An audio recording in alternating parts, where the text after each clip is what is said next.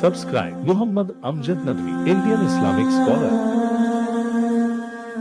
اعوذ باللہ من الشیطان الرجیم بسم اللہ الرحمن الرحیم افمن كان على بينة من ربه كمن زين له سوء عمله واتبعوا آواءهم مثل الجنة التي وعد المتقون فيها أنهار من ماء غير آسن وأنهار من لبن لم يتغير طعمه وأنهار من خمر لذة للشاربين وأنهار من عسل مصفى ولهم فيها من كل الثمرات ومغفرة من ربهم كمن هو خالد في النار وسقوا ماء حميما فقطع أمعاءهم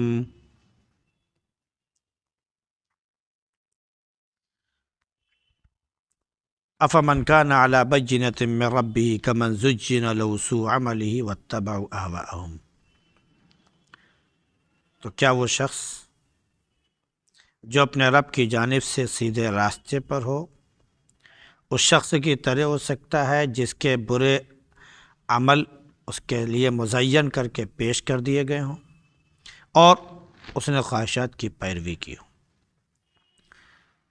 اس جنت کے احوال جس کا متقیوں سے وعدہ کیا گیا ہے، جس کے اندر نہریں ہیں ایسے پانی کی جس میں بو نہیں ہے، اور نہریں ہیں ایسے دودھ کی جس کا مزہ ختم نہیں ہوا ہے، اور نہریں ہیں ایسے شراب کی جو لذت والی ہے پینے والوں کے لیے، اور نہریں ہیں خالص صاف و شفاف شہد کی، اور ان کے لیے اس میں ہر قسم کے پھل ہیں، اور ان کے رب کی جانب سے ان کے لیے مغفرت ہے۔ تو کیا وہ اس شخص کی طرح ہو سکتا ہے جو ہمیشہ ہمیشہ جہنم میں رہنے والا ہو اور اس کو کھولتا ہوا پانی پلایا جائے تو اس کی اتڑیاں تک وہ کاٹ ڈالے؟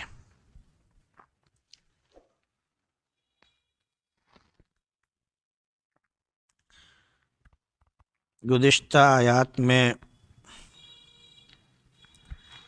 پہلے جنتیوں کا ذکر ہوا کہ جو ایمان والے ہیں، نیک اعمال والے ہیں، اللہ رب العزت ان کو ایسی جنتوں میں داخل فرمائے گا جس کے نیچے سے نہریں جاری ہوں گی۔ پھر کافروں کا ذکر ہوا کہ دنیا میں تھوڑا بہت جو ان کو مال و متاع ملا ہوا ہے اس سے فائدہ اٹھا لیں، لطف لے لیں، مزے کر لیں، لیکن معاملہ یہ ہے کہ وہ دنیا میں جو کچھ کھا پی رہے ہیں ان کی مثال ایسی ہے جیسے کہ جانور صرف کھا پی رہے ہیں، ان کا کوئی مقصد حیات نہیں، ان کا بھی کوئی مقصد زندگی نہیں۔ اب آخرت میں ان کا ٹھکانہ جہنم ہے۔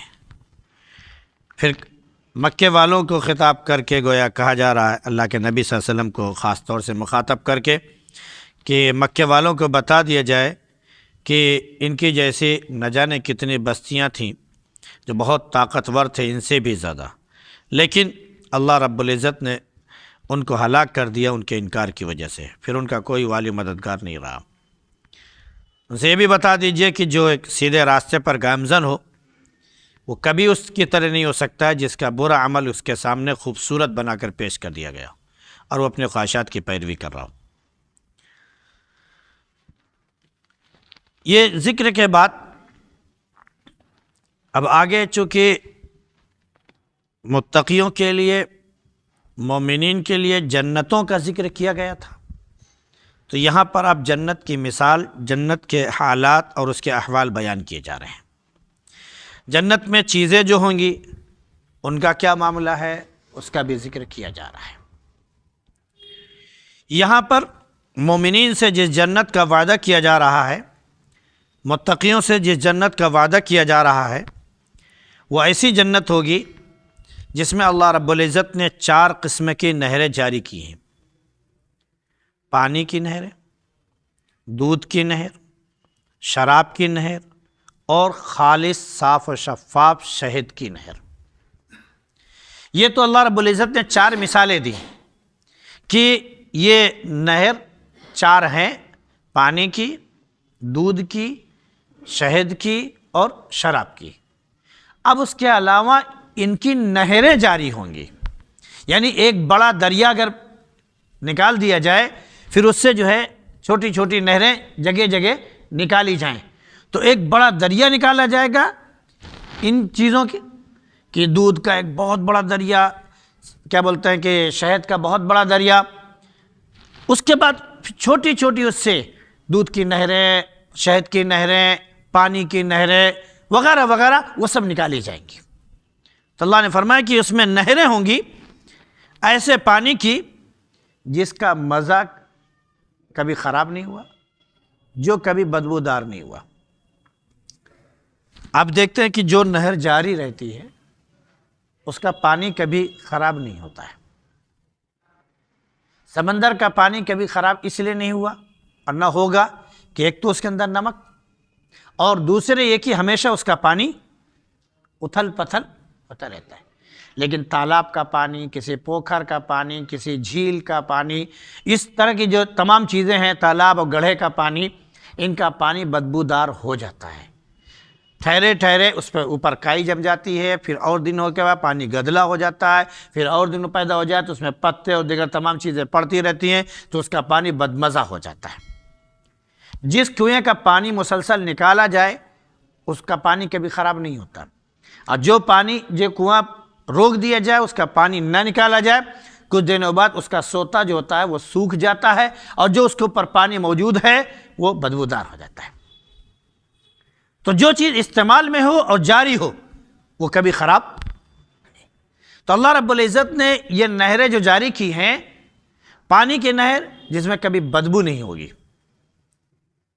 کہ انسان جیسے دریا میں نہاتا ہے نا، نہروں میں نہاتا ہے تو اس کو کبھی پانی کی بو نہیں ملتی، صاف و شفاف پانی میں نہا کر وہ باہر چلا آتا ہے۔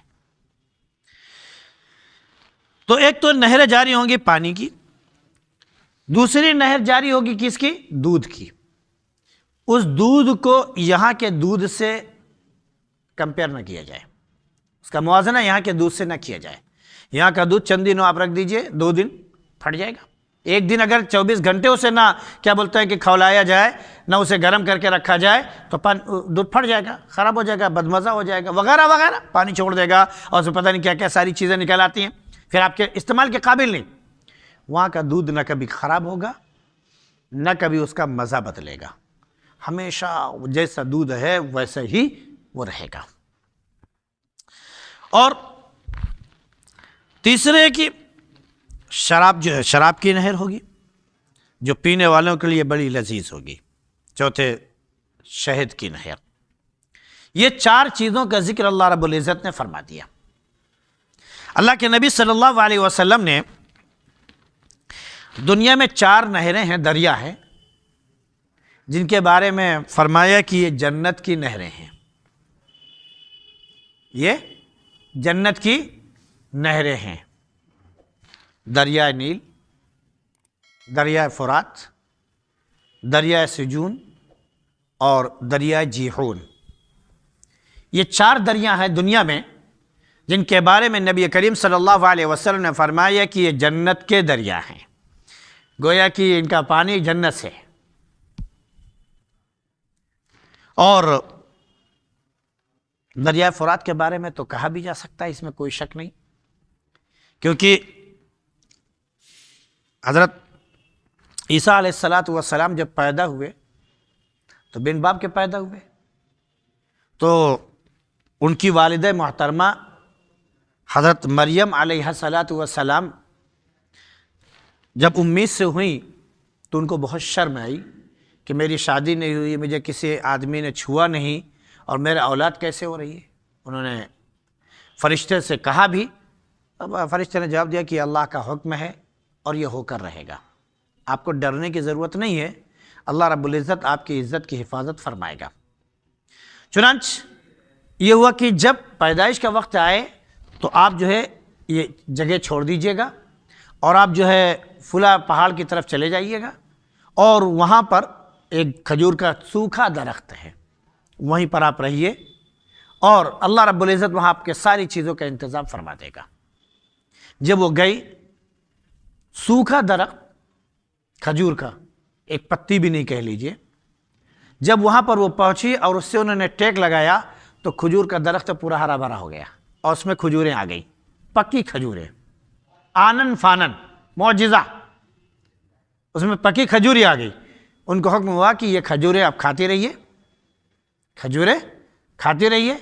اب یہ ہے کہ وہاں پر پانی تو تھا نہیں، اللہ رب العزت نے وہیں سے ایک دریا جاری کر دیا، بالکل صاف و شفاف وہیں سے، اور کہا کہ جب پیاس لگے تو اس سے اپنا پانی پی لو اور باہر رہو۔ لیکن بہرحال بستی والوں کو جب معلوم ہوا تو بستی والے ان کے پاس آئے، ارے مریم یہ کیا کیا تم نے؟ لقد جیتی شیئا فریا، اتنی گندی حرکت تو نے کر ڈالی، تو نے یہ کر ڈالا، تو نے وہ کر ڈالا، تیرے باپ بہت نیک، تیری ماں بہت نیک، تیرا خاندان بہت نیک، تو اتنی غلط عورت۔ تو اللہ رب العزت نے حکم دیا تھا مریم علیہ السلام کو کہ بولیں گی نہیں، وہ قوم کا جواب نہیں دیں گی۔ قوم کا جواب ہم اللہ رب العزت خود فرما رہا ہے کہ اللہ رب العزت کہہ رہا ہے کہ ہم قوم کو جواب اپنے اس بندے سے دلوائیں گے جس کو میں نے تمہارے بطن سے پیدا کیا ہے، یعنی حضرت عیسیٰ علیہ السلام کے ذریعے۔ اب وہ گود میں ہے، گود میں ہے، گود کا بچہ بولتا ہے؟ گود کا بچہ کبھی بولتا ہے؟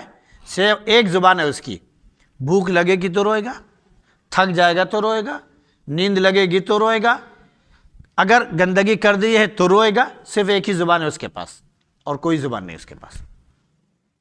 جب یہ قوم نے ایسا کیا تو اللہ نے حکم دیا تھا اشارہ کر دینا اس کی طرف، مجھ سے مت بات کرو، تم کو جو کچھ پوچھنا ہے، جو بات کرنی ہے اس سے پوچھو۔ تو گود میں لے تو نے کہا اس سے پوچھو، تو قوم نے کہا پاگل ہے یہ، کل کا پیدا شدہ بچہ نومولود، تو نے سنا کبھی کہ کسی بچے نے اس طرح بات کی ہے گود میں والے؟ اس بچے سے بات کرو، پاگل ہیں ہم لوگ، پورے قوم کے لوگ اتنے سمجھدار، اتنے دیدہ ور، اتنے بڑے بڑے سردار موجود ہیں، یہ سب پاگل ہیں، اس چھوٹے سے بچے سے ہم بات کریں؟ یہ کہہ ہی رہے تھے کہ حضرت عیسیٰ علیہ السلام فوراً بولنے لگے، انی عبد اللہ، میں اللہ کا بندہ ہوں، آتانی الکتاب، اس نے مجھے کتاب عطا کی ہے، وجعلنی نبیا، اور اس نے مجھ کو نبی بنایا۔ قوم کی زبان بند، بولتی بند، آنکھیں پھٹی کی پھٹی رہ گئی۔ ہاں یہ بچہ کل کا جو پیدا ہوا ہے بول رہا ہے اور یہ بھی کہہ رہا ہے کہ میں نبی ہوں، مجھے کتاب دی گئی ہے۔ مریم نے کہا جو کچھ پوچھنے سے پوچھے، جواب دینے کے لیے تیار ہے۔ قوم بالکل خاموش ہو گئی، ان کے پاس کوئی جواب نہیں تھا، وہ وہاں سے واپس۔ اللہ رب العزت جب حفاظت کرتا ہے تو ہر جگہ حفاظت فرماتا ہے۔ تو وہاں پر جو دریا جاری کیا وہ بالکل صاف و شفاف جنت کا دریا تھا، سمجھ رہے نہیں؟ آج غالباً دریا فرات وہیں سے بہ رہا ہے۔ تو اللہ کے نبی صلی اللہ علیہ وسلم نے فرمایا کہ دریا جو ہے، یہ 4 دریے ہیں جو جنت کے ہیں اور یہ جنت میں ملیں گے آپ کو۔ پھر اس کے بعد ایک جگہ اس کی تشریح اللہ کے نبی صلی اللہ علیہ وسلم نے فرمائی کہ ان میں سے ایک دریا، سارے دریاؤں کے نام لے کر اللہ کے نبی صلی اللہ علیہ وسلم نے فرمایا کہ فلاں دریا دودھ کا ہے، فلاں دریا پانی کا ہے، فلاں دریا شہد کا ہے، فلاں دریا شراب کا ہے، نام لے لے کر بیان فرمایا کہ دنیا میں تو یہ پانی میں کی شکل میں ہے، لیکن آخرت میں جنت میں یہ شکل میں آئیں گے اور ہمارے سامنے سے بہ رہیں گے۔ اللہ کے نبی صلی اللہ علیہ وسلم نے ایک بات اور بیان فرمائی کہ تمہارے ذہن میں تو ایک بات ہے کہ بھائی دریا جو بھی بہتا ہے وہ ایک قسم کا نالا ہوتا ہے، گڑھا ہوتا ہے جو زمین سے نیچے ہوتا ہے، پھر وہ اس کے اندر پانی بہہ رہا ہوتا ہے۔ یہ یاد رکھیے گا کہ جنت میں جو دریا بہیں گے وہ گڑھا نہیں ہوگا، وہ نالا نہیں ہوگا۔ یہ جو ہمارے سامنے شکل نظر آتی ہے دریاؤں کی اور نہروں کی اور دیگر تمام چیزوں کی، اگر ہم کو کہیں پر نہر جاری بھی کرنی ہو تو ہم اس کی کھدائی کرتے ہیں، پھر اس کے بعد اس میں پانی جاری کرتے ہیں کسی دریا سے، اس کو جوڑ کر کنیکٹ کر کے، کینال جس کو ہم لوگ کہتے ہیں، تو وہ جو ہے کھود کر ہم لوگ کرتے ہیں۔ یا یہ کہ اس کے دیوار ہم کوئی بناتے ہیں. تو اللہ رب العزت نے فرمایا کہ جیسے تشریح نبی کریم صلی اللہ علیہ وسلم نے فرمائی کہ وہ دریا ایسے اسی زمین پر بہیں گے. یہ دریا اسی زمین پر بہ رہے ہوں گے. ان کی جو دیواریں ہوں گی وہ اس کے اوپر جو موتیاں ہیں قیمتی یاقوت وغیرہ زمرد وغیرہ اس کی دیواریں ہوں گی. اس دریا کی جو زمین ہے وہ مشک اور زعفران وغیرہ جو ہے نا اس کی زمین ہوگی کہ بالکل صاف و شفاف. مٹی اس کی جو ہے وہ مشک کی ہوگی. یہ والی مٹی نہیں کہ گدلا ہو جائے کہ ایک مرتبہ جیسے کودا تو نیچے کی مٹی بالو ابھری اور پورا پانی گدلا ہو گیا. نہیں، وہ مشک کی مٹی ہوگی اتنی خوشبودار جس کی کوئی حد نہیں. تو اللہ کے نبی صلی اللہ علیہ وسلم فرمایا کہ اس طرح کے دریا وہاں پر موجود ہوں گے. یہ سارے دریا وہاں پر. آپ کا جی چاہے دودھ کے دریا میں نہانے کا جاؤ نہاؤ، آپ کا شہد کے نہانے کا جاؤ نہاؤ. ایسا نہیں ہے کہ آپ شہد میں کود گئے تو جیسے مکھی گر گئی تو اب اس میں چپک گئی اور شہد چپک گیا تو وہ نکل نہیں سکتی، اڑ نہیں سکتی. سمجھ رہے؟ ایسا کچھ نہیں. آپ اگر دودھ کے دریا سے نہا کے بھی نکلیں گے نا، سمجھ رہے نہیں، تو بالکل صاف و شفاف فریش ہوں گے. ایسا نہیں ہوگا کہ دودھ کی چپکن جو ہے آپ کے اندر ہوگی، اس کی چپچپاہٹ آپ کو نظر آ رہی. نہیں، بالکل صاف و شفاف آپ ہوں گے. آپ شراب کے دریا سے نہا کے نکلیں گے بالکل آپ صاف و شفاف ہوں گے. یہ شراب اگر آپ پیئیں گے وہاں پر تو ایسا نہیں ہے کہ پینے کی وجہ سے آپ کے پر غنودگی آ گئی، نشہ طاری ہو گیا اور آپ بے ہوش ہو گئے، گر رہے ہیں، لڑکھڑا رہے ہیں وغیرہ، بول بھی نہیں پا رہے ہیں. ایسا کچھ نہیں. پینے کے بعد ایسا مزہ آئے گا کہ کہیں گے طبیعت خوش ہو گئی، دل باغ باغ ہو گیا. ارے صاحب پیتے کے ساتھ ہی کیا کریں کہ ذہن، دماغ اور دل بالکل اس میں اتنی خوشی ہوئی ہے کہ اب میں کیا کہ ویسے تازگی آ گئی ہے. وہ فرحت، وہ خوشی، وہ تازگی وہاں پر نصیب ہوگی. اللہ رب العزت ان تمام چیزوں کو پینے سے، ان نہروں کی چیزیں پینے سے اللہ عطا فرمائے گا. ابھی ایک واقعہ یاد آ گیا کہ آپ کا فیفا ورلڈ چل رہا ہے کہاں پر؟ قطر میں ہے نا. قطر بہت چھوٹا سا ملک ہے، اسلامک ملک ہے لیکن بہت چھوٹا ملک ہے، اس کی کوئی حیثیت نہیں تھی. لیکن دنیا کا سب سے مہنگا ترین فیفا ورلڈ اس نے کرا کے دکھا دیا. سب سے چھوٹے ملک نہ کہہ لیجئے، ایسے بھی چھوٹے ملک موجود ہیں لیکن ایک چھوٹا ملک جس کی کوئی حیثیت نہیں تھی سب سے مہنگا ورلڈ کپ کرا کے دکھا دیا. پورے ریگستان کو شہر بنا دیا، اسمارٹ سٹی بنا دیا وغیرہ وغیرہ. ایک بات کی پابندی لگا دی، دنیا کے لوگ اس میں کھیلنے ضرور آئیں لیکن دو چیزوں کا خیال رہے. دو چیزوں کا خیال رہے. شراب کوئی نہیں پی سکتا ہے، شراب کوئی نہیں پی سکتا ہے. اور ننگے پن کے ساتھ عورتیں اور لڑکیاں اسٹیڈیم میں نہیں جا سکتی کہ ہاف کٹ پہنا، اسکرٹ پہنا اور اس کے بعد پورا جسم کھلا ہوا اور نمائش کے لیے وہ پہنچ گئی. نہیں، پورے لباس کے ساتھ اسٹیڈیم میں جائیں گی. بغیر لباس کے جانے کی اجازت نہیں. دونوں چیزوں کی پابندی لگا دی. بے حیائی پر بھی پابندی لگا دی، شراب پر بھی. جو شراب جو ہے ام الخبائث، تمام برائیوں کی جڑ ہے، اس پر بھی پابندی لگا دی. اب ایک جو وہاں سے پوری فیملی کہہ لیجئے، وہاں سے جو انگریز کھیلنے کے لیے آئے فرانس وغیرہ دیگر تمام ممالک سے، ایک کے اوپر نشہ طاری ہوا تو ہم کو شراب تو چاہیے. اب مار پریشان، مار ادھر ادھر بھاگا جا رہا ہے، کہاں جاؤں، کیا بنوں، کیسے شراب پیوں، کیسے مجھے ملے اور ہمارے اندر کی جو وہ بے چینی ہے وہ کیا ہو، دور ہو. ایک عرب جو ہے اس کی مہمان نوازی کرنے کے لیے اس کا کہا چلو میرے ساتھ لے گیا. اور جو عربوں کا جو قہوہ ہوتا ہے اس نے قہوہ پلایا. سمجھ رہے ہیں کیا پلایا؟ جیسے ہمارے یہاں کافی ہے ویسے وہاں ایک قسم کا قہوہ تیار ہوتا ہے، بہت عمدہ ہوتا ہے. وہ جو لوگ وہاں پر گئے ہیں پیے وہ جانتے ہیں. اس کو پلایا. اس کے پینے کے بعد اس کے جسم میں تازگی پیدا ہو گئی. شراب بھول گیا. قہوہ پی کر وہ شراب کا نصیحہ کہہ لیجئے، وہ شراب بھول گیا، قہوے کے مزے میں ڈوب گیا. میں یہ بتانا چاہتا ہوں کہ وہاں کا جو شراب وہاں کی ہوگی وہ ایسی ہوگی، اس سے تازگی حاصل ہوگی اور اس میں کوئی نشہ. جب اللہ نے اس نشیڑی کو یہاں کا قہوہ جو ایک جائز چیز ہے وہ پلا کر اس کا نشہ دور کر دیا تو جنت میں جو شراب ملے گی کیا اس سے نشہ پیدا ہو جائے گا؟ تازگی ہوگی۔ یہ میں ایک چیز بتا رہا تھا، یہ ایک مثال کہ اللہ نے دنیا میں نعمتیں عطا کر دی کہ اس کے پینے کی وجہ سے، اس کے استعمال کی وجہ سے شراب کی لت ختم ہو جا رہی ہے۔ تو جنت میں تو کوئی مسئلہ ہی نہیں کہ شراب کی وجہ سے کیا بولتے ہیں کوئی چیز پیدا ہو ہی نہیں سکتا ہے۔ اللہ کے نبی صلی اللہ علیہ وسلم نے ایک بات اور بیان فرمائی کہ 4 پہاڑ ہیں، یہ 4 پہاڑ جنت کے ہیں۔ احد پہاڑ، کوہ طور یعنی طور پہاڑ جیسے موسیٰ علیہ السلام پر تجلی نازل ہوئی تھی، اور تیسرے لبنان پہاڑ، اور چوتھے درقان پہاڑ۔ یہ 4 پہاڑوں کے بارے میں نبی کریم صلی اللہ علیہ وسلم فرمایا کہ یہ جنت کے ٹکڑے ہیں، جنت کے پہاڑ ہیں، وہاں پر نظر آئیں گے، اور پہاڑ نہیں ملیں گے، اور پہاڑ نہیں ملیں گے، یہ 4 پہاڑ پورے جنت میں نظر آئیں گے۔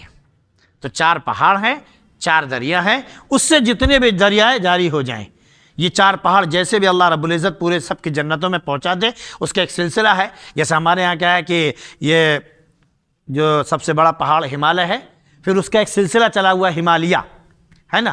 تو کنچن چنگن کی پہاڑیوں پر جب پہنچے تبت اور چین کی طرف، تو چین پر جا کر یہ ہمالیہ کا جو سلسلہ ہے یہ جا کر مل جاتا ہے چاروں طرف سے، اور وہاں پر ایک قسم کی گانٹھ بن جاتی ہے۔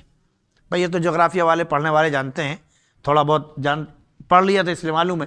تو وہ ایک گانٹھ بن جاتی ہے، اس گانٹھ سے پھر جتنے بھی سلسلے پہاڑ کے نکلے ہوئے ہیں چاروں طرف گئے ہوئے ہیں، چاروں طرف وہ ہمالیہ ہی کہلاتے ہیں اس گانٹھ سے۔ تو یہ 4 پہاڑ ہیں، اللہ رب العزت ان کو وہاں بنائے گا، اور ہر ایک کی جنت میں چیز نظر آئے گی، اور یہ دریا نظر آئیں گے۔ تو کیا خوبصورت منظر ہوگا، اور پھر اس دریا کے کنارے آپ کا محل ہوگا، آپ کا محل ہوگا، جو ہریالی ہوگی، جو شادابی ہوگی۔ بعض جگہ پارکوں کو دیکھ کر حیرت ہوتی ہے کہ آپ گجرات وغیرہ میں کچھ پارک ایسے اب اس وقت بنائے گئے ہیں کہ دیکھ کر ایسا لگتا ہے کہ شاید ہم جنت میں ہی آ گئے۔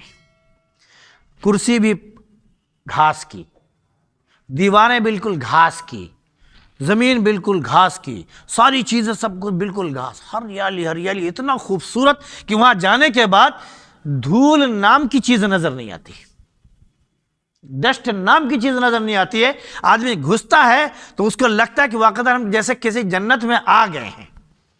تو جب یہاں کی جنت ایسی ہو سکتی ہے تو جس کا تصور بھی نہیں کیا جا سکتا وہ جنت کیسی ہوگی۔ تو اللہ نے فرمایا کہ ذرا دیکھو، پھر اس جنت میں ہر قسم کا پھل، دنیا میں جو ہمیں پھل نظر آ رہے ہیں یہ صرف جنت کے نام ہیں، ان پھلوں کا تصور جنت کے پھلوں سے کیا ہی نہیں جا سکتا ہے، اس کو جنت کے پھل سے موازنہ کیا ہی نہیں جا سکتا ہے، سوچا بھی نہیں جا سکتا ہے کہ یہ کیسی چیز ہے، کیونکہ وہاں پر کوئی چیز خراب ہونے والی چیز نہیں ہے۔ سیب ہے ہمیشہ ہے، سنترا ہے ہمیشہ ہے، آم ہے ہمیشہ ہے، جو چیز بھی وہاں پر ہے، کیا بولتے ہیں کہ انار ہے وہ ہمیشہ ہے، انگور ہے ہمیشہ، جو چیز ہے وہ ہمیشہ بالکل تازہ پکا ہوا، یا آپ دیکھیں گے تو آپ کا دل للچا جائے گا کہ کھائیں، اور جیسی آپ کے دل میں خواہش پیدا ہوئی کہ ہم یہ چیز کھانا چاہتے ہیں، اس کی ڈال آپ کے منہ پر آ جائے گی، لو صاحب کھاؤ، آپ جی چاہے توڑ کے کھا لو، اور جی چاہے کیا بولتے ہیں کہ آپ منہ لگا کے ایسی کھا لو، وہ تو آپ کے پاس آ گیا، بالکل اوپر درخت پر وہ پھل لگا ہوا ہے، آپ کا جی چاہے کہ ہمیں وہ کھانا ہے تو آپ کو لگھی لے کر توڑنے کی ضرورت نہیں، اس کی ڈال خود بخود آپ کے پاس آ جائے گی، توڑیے اور کھائیے۔ ایک عالم کا واقعہ ہے کہ وہ ایک باغ میں گئے تو کہنے لگے کہ بھائی آپ تشریف رکھیں، ہم جو ہے کیا بولتے ہیں کہ ہم یہ آم ہے یا جو بھی ہے یہ ہم توڑ کے لاتے ہیں آپ کی خدمت میں پیش کرتے ہیں، کھائیے۔ کہ نہیں، ہم باغ میں آئے، ہم جنت میں آئے ہوئے ہیں۔ جنت کے پھل کے بارے میں اللہ نے فرمایا قطوفها دانیہ، اس کے پھل تو تمہارے بالکل قریب ہوں گے، کلوا واشربوا ہنیئا بما اسلفتم فی الایام الخالیہ، کھاؤ اور پیو۔ تو جنت کا پھل جو آدمی ہے وہ اپنے ہاتھ سے توڑ کے کھائے گا، ہم باغ میں آئے ہیں تو آپ سے توڑوا کے کھائیں، جنت میں جانے کے بعد آپ سے ہم توڑوا کے کھائیں؟ نہیں، جنت کا مزہ تو ابھی تھوڑا سا یہاں بھی لے لینے دو، ہم خود توڑ کے کھائیں گے ہم خود توڑ کر کھائیں گے۔ تو وہ مزہ جو ہے وہ عجیب مزہ ہے جو جنت میں ملنے والا۔ تو اللہ نے فرمایا یہ مثالیں دے کر اب ذرا بتاؤ، ایک طرف یہ جنتی، ان کی جنت، اس میں تمام قسم کی چیزیں، اور ایک طرف وہ شخص ہے جو جہنم میں جائے گا، جو جہنم میں جائے گا، اور اس کو کھولتا ہوا پانی پلایا جائے گا، کھولتا ہوا پانی پلایا جائے گا۔ اب ذرا یہ بتاؤ، جس کو کھولتا ہوا پانی پلایا جائے گا اس کا انجام کیا ہوگا معلوم ہے؟ یہ کھولتا ہوا پانی جب اس کے پیٹ میں جائے گا تو اس کی اتڑیوں کو گلائے گا، اور پاخانے کے راستے سے اس کی اتڑیاں گل کے نکل جائیں گی۔ اب ذرا موازنہ کرو کہ ایک طرف تو تازگی اور فرحت مل رہی ہے، خوشی اور مسرت مل رہی، اور ایک طرف حال یہ ہے کہ اتڑیاں تک جل کر گل کر باہر چلی بہ جا رہی ہیں۔ کیا ان دونوں کا موازنہ کیا جا سکتا ہے؟ دونوں ایک کیٹیگری میں ہو سکتے ہیں؟ اللہ نے فرمایا کہ نہیں، بس اللہ رب العزت ہم کو انہی خوش نصیبوں میں شامل فرما دے جن کو ہر طرح کی نعمتوں سے مالا مال فرمائے گا، اور ان سے دور فرما دے جو جہنم میں جانے والے اور اس کے عذاب میں مبتلا ہونے والے ہیں۔ سبحان اللہ بحمدہ، سبحانک اللہم وبحمدک، ونشہد ان لا الہ الا انت نستغفرک ونتوب الیک۔